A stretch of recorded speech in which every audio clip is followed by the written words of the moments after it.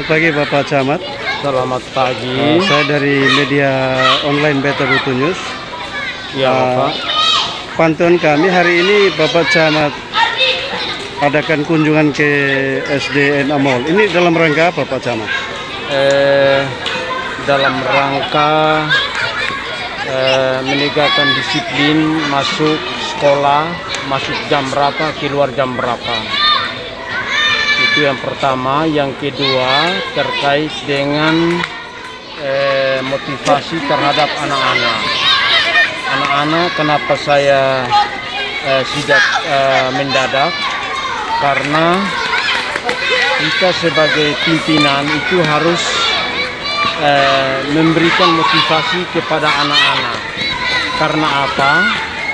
Zaman sekarang beda. Sekarang zaman instan. Instan dalam hal ini ya anak-anak mental supermi. Kenapa saya katakan mental supermi? Karena beda dengan zaman dulu. Contoh hal kecil,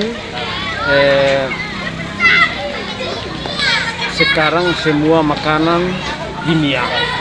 Kalau dulu kita pakai budaya, contoh macam kita tumbuk padi, itu kan zaman dulu. Sekarang kan zaman instan. Nah, kita zaman instan misalnya dulu kan kita tumbuk padi, sekarang hanya pergi mall. Itu yang pertama.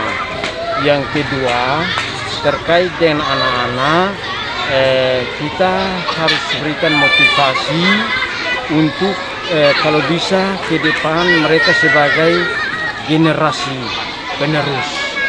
Tadi saya tanya satu persatu terkait dengan anak-anak. Saya tanya pertama begini, saya bilang anak-anak cita-cita mau jadi apa? Ada yang bilang mau jadi dokter, ada yang bilang mau jadi polisi, ada yang mau jadi camat. Saya bilang ya, kalau mau jadi camat atau mau jadi polisi atau mau jadi dokter itu harus rajin sekolah, harus pintar. Kalau kita pintar maka apa yang kita cita-citakan itu akan terkabul. Itu yang kedua.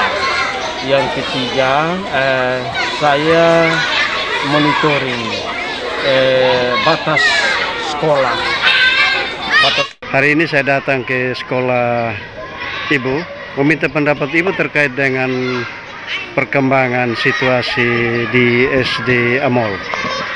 Baik.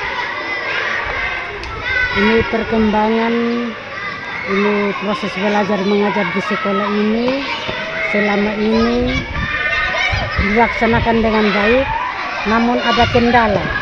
Kendala yang dihadapi selama ini adalah kita dihadapi dengan situasi masa COVID.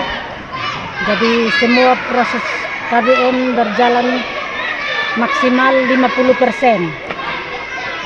Itu sesuai dengan aturan nasional? Sesuai dengan aturan nasional yang kami jalankan.